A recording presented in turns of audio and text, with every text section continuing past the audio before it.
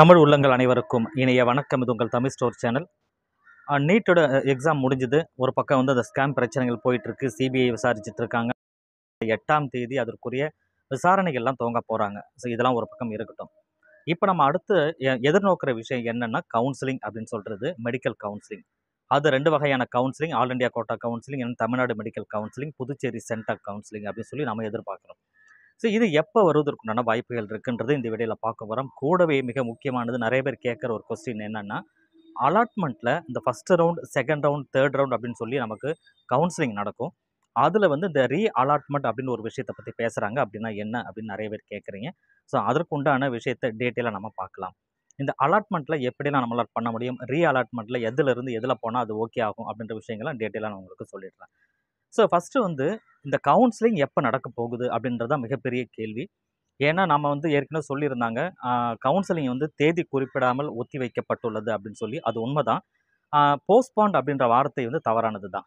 So என்னென்னா, நம்மளுடைய YouTube நண்பர்கள் நிறைய பேர் சொன்ன விஷயமும் வந்து போஸ்ட்பாண்ட் அப்படின்னு சொன்னாங்க. இதற்கு காரணமும் நம்பகத்தன்மை வாய்ந்த நிறைய நியூஸ் பேப்பரில் அந்த விஷயங்கள் வந்ததை நம்ம யூடியூப் நண்பர்களும் சொல்லியிருந்தாங்க நிறைய பேர். ஈவன் நம்ம கூட வந்து ஒரே ஒரு வேர்டிங் போஸ்ட்பாண்ட் அப்படின்ற அந்த வேர்டிங்கை வந்து யூஸ் பண்ணியிருப்போம். ஆனால் அது என்னன்னா, தேதி குறிப்பிடாமல் ஒத்தி வச்சிருக்காங்க, அவ்வளோதான். தள்ளி வச்சிருக்காங்க அப்படின்னு கூட சொல்லலாம். பட் இதில் வந்து அவங்க என்எம்சியும் சரி, ஹெல்த் டிபார்ட்மெண்ட்டு என்ன நமக்கு விளக்கங்கள் கொடுத்தாங்கன்னா, இது வந்து நாங்கள் வந்து எதுவுமே சொல்லலை அப்படின்னு தான் சொன்னாங்க. அதுக்கு ஒரு அறிக்கையை அவங்க கொடுத்துருந்தாங்க. ஸோ அதெல்லாம் நீங்கள் கவனிச்சிருப்பீங்க. அதுவும் நியூஸில் வந்தது உங்களுக்கு தெரிஞ்சிருக்கும். சரி, எது எப்படி இருந்தாலுமே இப்போ கடைசியாக வந்து இப்போது நமக்கு சீட் மேட்ரிக்ஸ் அப்படின்ற ஒரு விஷயத்தை வந்து யார் வெளியிடுவாங்கன்னா, என்எம்சி சம்மந்தப்பட்டவங்களும் அவங்க தான் மேக்ஸிமம் பார்ப்பாங்க. அந்த சீட் மேட்ரிக்ஸ்லாம் எல்லா காலேஜுக்கும் என்னென்ன காலேஜ் எவ்வளோன்ற சீட் மேட்ரிக்ஸ்லாம் வெளியே வந்ததுக்கு அப்புறமா தான் நம்ம கவுன்சிலிங்குரிய ப்ராசஸ் என்னது ஆரம்பிக்கும். அது எப்போ நடக்க போகுது பார்த்தீங்கன்னா, ஜூலை 3வது வாரத்துக்கு அப்புறம் தான் நடக்கும் அப்படின்ற ஒரு தகவலும் இருக்குது. அப்படி அந்த சீட் மேட்ரிக்ஸ் சம்மந்தப்பட்ட விஷயங்கள் ஜூலை 3வது வாரம் அப்படின்னு சொன்னால், அந்த 3வது வாரத்துக்கு மேலே தான் கவுன்சிலிங்குரிய அனௌன்ஸ்மெண்ட்டும் வரும் நமக்கு. ஸோ அப்போ வந்து இந்த மாதமே நமக்கு 3வது வாரம், அதாவது 15ஆம் தேதிக்கு மேலே தான் நம்ம எதிர்பார்க்க முடியும். சரிங்களா? 15ஆம் தேதி வரைக்கும் 2 வாரங்கள் முடியும். அதுக்கப்புறம் 3வது வாரன்றது 15ஆம் தேதிக்கு மேலே வர்றது 3வது வாரம். அந்த 3வது வாரத்தில் அதற்குரிய அப்டேஷன் என்னன்றது வரும். நோட்டிஃபிகேஷன் வந்ததுக்கப்புறம் டீட்டெயிலாக உங்களுக்கு நான் சொல்லிடுறேன். சரி, அந்த கவுன்சிலிங் வந்ததுக்கப்புறம் நீங்கள் அப்ளை பண்ண போகிறீங்க. அது all India quota or Tamil Nadu medical whatever it is, எது வேணா இருக்கலாம். ஆனால் நீங்கள் ஃபஸ்ட்டு ரவுண்டில் நீங்கள் பார்ட்டிசிபேட் பண்ணும்பொழுது, ஏன்னா எப்படி பார்த்தாலும் ஒரு அந்த ஆல் இண்டியா கோட்டாவில் ஒரு டீட்டெயில் அவங்க கொடுக்குறாங்கன்னா, ஃபஸ்ட்டு ரவுண்ட் ஸ்டார்ட் பண்ணுறது, ஃபஸ்ட்டு ரவுண்ட் முடிகிற வரைக்கும் ஒரு 10 நாளாவது மினிமம் டைம் கொடுப்பாங்க. அந்த 10 நாள் இந்த ரேங்க்லேருந்து இந்த ரேங்க்குள்ளே இருக்கிறவங்க வரணும், இந்த டைம்குள்ளே வரணும் அப்படின்லாம் சொல்லியிருப்பாங்க. அது நேராக போகிறது கிடையாது. ஆன்லைனில் அந்த கவுன்சிலிங் ஆனது நீங்கள் பண்ண போகிறீங்க. அனௌன்ஸ்மெண்ட் கொடுத்த உடனே நீங்கள் வெப்சைட்டை போய் ஓப்பன் பண்ணி அலாட்மெண்ட் ப்ராசஸ் நடக்கும். அது கம்ப்ளீட் ஆச்சுன்னா அது ஃபஸ்ட்டு ரவுண்டு. செகண்ட் ரவுண்டுன்றது திரும்ப நீங்கள் ஒரு ரிஜிஸ்ட்ரேஷன் பண்ண போகிறீங்க. அந்த ரிஜிஸ்ட்ரேஷன் பண்ணதுக்கப்புறம் வர்றது செகண்ட் ரவுண்டு.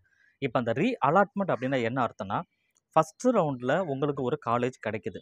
ஏன்னா ஒரு ஒரு நபர் என்ன பண்ணுவார்னா, அவருக்குன்னு ட்ரீம் காலேஜ் ஒன்று இருக்கும். இந்த காலேஜ் கிடைச்சா நான் சேருவேன் அப்படின்ட்டு. ஆனால் ஃபஸ்ட்டு ரவுண்டில் அவருக்கு வந்து வேறு ஏதோ ஒரு காலேஜ் கிடைச்சிருக்கும். அது கவர்மெண்ட் காலேஜாக இருக்கலாம், எய்தர் ப்ரைவேட் காலேஜாக இருக்கலாம், எப்படி வேணா இருக்கலாம். ஒரு ஃபஸ்ட்டு ரவுண்டில் ஒரு காலேஜ் கிடைச்சிருச்சு. ஆனால் அந்த காலேஜ் வந்து அவர் எதிர்பார்த்த காலேஜ் கிடையாது. அவருடைய ட்ரீம் காலேஜ் கிடையாது.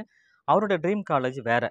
ஸோ அப்போ வேறு ஏதோ ஒரு காலேஜ் இருக்குது. ஆனால் கிடைச்சது வேறு ஒரு காலேஜ். அவர் நினச்ச காலேஜ் வேறு, கிடைச்ச காலேஜ் வேறு அப்படின்றத அப்போ என்ன பண்ணணும், அந்த ஃபஸ்ட்டு ரவுண்டில் அவருக்கு எந்த காலேஜ் கிடைச்சதோ அந்த காலேஜில் போய் அவர் சேருவார். சேர்ந்ததுக்கு அப்புறமா செகண்ட் ரவுண்டு நடக்கும் இல்லையா, அதுலேயும் போய் ரிஜிஸ்ட்ரேஷன் பண்ணணும். ரிஜிஸ்ட்ரேஷன் பண்ணதுக்கப்புறம் அதில் நீங்கள் சாய்ஸ் ஃபில் பண்ணுவார். அந்த சாய்ஸ் ஃபில்லாம் பண்ணதுக்கப்புறம் அவர் நினச்ச காலேஜ் மறுபடியும் கிடைக்கும். அப்போ திரும்ப கிடைச்சதுன்னா, அவரோட மதிப்பெண் அதிகமாக இருந்தால் நினச்ச காலேஜ் செகண்ட் ரவுண்டில் மேபி கிடைச்சதுன்னா, அப்போ அவர் எந்த காலேஜ் நினச்சாரோ அந்த காலேஜ் செகண்ட் ரவுண்டில் கிடைச்சது இல்லையா, அப்போ என்ன பண்ணுவார்னா, அதுதான் அந்த கிடைச்சதுக்கு பேர் அலாட்மெண்ட். அவர் என்ன பண்ணணும்னா, ஃபஸ்ட்டு ரவுண்டில் இருந்து அவர் ஃபஸ்ட்டு ஜாயின் பண்ண அந்த காலேஜில் இருந்து செகண்ட் ரவுண்ட் காலேஜ் கிடைச்ச காலேஜுக்கு வந்து அவர் பண்ணிக்கலாம். அலாட்மெண்ட் ஆர்டர் டவுன்லோட் பண்ணிக்கலாம். அப்படி அலாட்மெண்ட் ஆர்டர் செகண்ட் ரவுண்டில் டவுன்லோட் பண்ணாருன்னா, அதுக்கு ஃபீஸ் ஏதோ கட்டிட்டு அவர் அலாட்மெண்ட் ஆர்டர் டவுன்லோட் பண்ணிட்டாருன்னா, ஆட்டோமேட்டிக்காக ஃபஸ்ட்டு ரவுண்டில் அவர் அலாட்மெண்ட் ஆர்டர் டவுன்லோட் பண்ணியிருப்பார் இல்லையா, அது வந்து கேன்சல் ஆகிடும். அவர் ஜாயின் பண்ணது வந்து கேன்சல் ஆகிடும். இதுதான் வந்து அந்த அலாட்மெண்ட் அப்படின்ற விஷயம். ஸோ மறுபடி திரும்ப ஏற்கனவே சேர்ந்த காலேஜில் வேறு ஒரு காலேஜுக்கு சேர்றது பேர் தான் அந்த அலாட்மெண்ட் அப்படின்னு சொல்கிறது. ஆனால் அதுதான் ஃப்ரீ எக்ஸிட்டும் கூட. அந்த வேர்டிங் வந்து சொல்லுவாங்க. ஃப்ரீ எக்ஸிட்ன்றது என்னென்னா, ஃபஸ்ட்டு ரவுண்டில் உங்களுக்கு சீட்டு கிடைச்சும் நீங்கள் போய் சேரலைன்னா கூட பரவாயில்ல, சேர்ந்தாலும் பரவாயில்ல, அதில் எந்த பிரச்சனையுமே கிடையாது. ஏன்னா ஃப்ரீ எக்ஸிட் அப்படின்ற விஷயம் அதில் இருக்குது அப்படின்றதுனால. ஆனால் இப்போ ஒரு பேச பொருள் என்ன அப்படின்னா, அந்த ஃப்ரீ எக்ஸிட் அப்படின்றது வந்து இல்லை இந்த இந்த வருஷம் வந்து மேபி வந்து அது மாறுவதற்கு உண்டான வாய்ப்புகள்லாம் இருக்குது அப்படிலாம் சொல்கிறாங்க.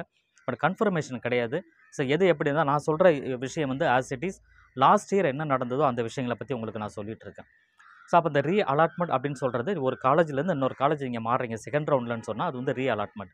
அந்த அலாட்மெண்ட் வந்து பார்த்தீங்கன்னா ஃபஸ்ட் ரவுண்டில் அவருக்கு கவர்மெண்ட் காலேஜ் கிடச்சிது. ஆனால் செகண்ட் ரவுண்டில் ஃபஸ்ட் ரவுண்டில் அவருக்கு ப்ரைவேட் காலேஜ் கிடச்சிது. செகண்ட் ரவுண்டில் கவர்மெண்ட் காலேஜ் கிடைக்குது. இப்போ மாறுறாரு அப்படின்னா பிரச்சனையே கிடையாது, தாராளமாக மாறலாம், அந்த அலாட்மெண்ட் எடுத்துக்கலாம் செகண்ட் ரவுண்டில் கவர்மெண்ட் காலேஜுக்கு. ஆனால் ஃபஸ்ட் ரவுண்டில் ஒரு 4,50,000 ரூபா ஃபீஸ் கட்டியிருக்காரு அப்படின்னு சொன்னால், ஃபீஸ் கட்டினா தான் நீங்கள் அந்த டியூஷன் ஃபீஸ் அப்படின்ற விஷயம் கட்டினா தான் அந்த அலாட்மெண்ட் ஆர்டரே டவுன்லோட் பண்ண முடியும். அப்படி அலாட்மெண்ட் ஆர்டர் டவுன்லோட் பண்ணி தான் ஃபஸ்ட் ரவுண்டில் ப்ரைவேட் காலேஜ் எடுத்திருப்பார். செகண்ட் ரவுண்டில் கவர்மெண்ட் காலேஜுக்கு போகும்போது இதில் 18,000 தான் ஃபீஸு. அங்கே ஏற்கனவே 4,50,000 கட்டியிருந்தாரு அப்படின்னு சொன்னால் அவங்க என்ன பண்ணுவாங்கன்னா, ஆட்டோமேட்டிக்காக இந்த 18,000 என்னவோ அந்த ஃபீஸை எடுத்துகிட்டு ரிமைனிங் ஃபீஸை அவரோட அக்கௌண்ட்டுக்கு ரீஃபண்ட் பண்ணிவிடுவாங்க. அது வந்து டோட்டலாக அந்த எல்லா கவுன்சிலுமே கம்ப்ளீட் ஆனதுக்கப்புறம் கடைசி அதுக்கப்புறமா தான் அவருக்கு வந்து அந்த ரீஃபண்ட் அப்படின்ற விஷயம் வரும். சரிங்களா? அப்போது ஃபஸ்ட்டு ரவுண்டுக்கு மட்டும் தான் அந்த ஃப்ரீ எக்ஸிட். நீங்கள் கிடைச்சாலும் சரி, கிடைக்காட்டாலும் சரி, செகண்ட் ரவுண்டில் பார்ட்டிசிபேட் பண்ணலாம் அப்படின்றது. அதுக்கு அடுத்தடுத்த ரவுண்டில் சீட்டு கிடச்சிதுன்னா கம்பல்சரி இங்கே சேர்ந்து தான் ஆகணும். எதுவாக இருந்தாலும் எந்த காலேஜாக இருந்தாலுமே அதில் இங்கே சேர்ந்து தான் ஆகணுன்ற கட்டாயம். சரிங்களா? அலாட்மெண்ட் ஆர்டரை நீங்கள் டவுன்லோட் பண்ணிட்டாவே நாங்கள் போய் சேர்ந்து ஆகணுன்ற கட்டாயம் ஆகிடும். அப்போ எந்த ரவுண்டில் நீங்கள் அலாட்மெண்ட் ஆர்டர் டவுன்லோட் பண்ணாலுமே அதற்குரிய டியூஷன் ஃபீஸ், அந்த காலேஜுக்குரிய டியூஷன் ஃபீஸ் என்னவோ அதை நீங்கள் பே பண்ணிவிட்டு தான் அலாட்மெண்ட் ஆர்டரை டவுன்லோட் பண்ண முடியும். ஸோ இந்த விஷயத்தை புரிஞ்சுக்கோங்க. இது ஒரு சின்ன ஒரு விஷயம் தான் அந்த கவுன்சிலிங் ப்ராசஸில் நிறைய பேர் தெரிஞ்சுக்க வேண்டிய விஷயம். அதற்காக இந்த விஷயத்தை நம்ம ஷேர் பண்ணியிருக்கோம். ஸோ இதுக்கப்புறம் அடுத்தடுத்த என்ன விஷயங்கள்லாம் இருக்குன்றதை அடுத்தடுத்த வீடியோவில் உங்களுக்கு நான் சொல்கிறேன். தேங்க்யூ ஃபார் வாட்சிங். இந்த வீடியோவை ஷேர் பண்ணிக்கோங்க. தவறாம இந்த வீடியோவுக்கு லைக் கொடுத்துக்கோங்க. தேங்க்யூ.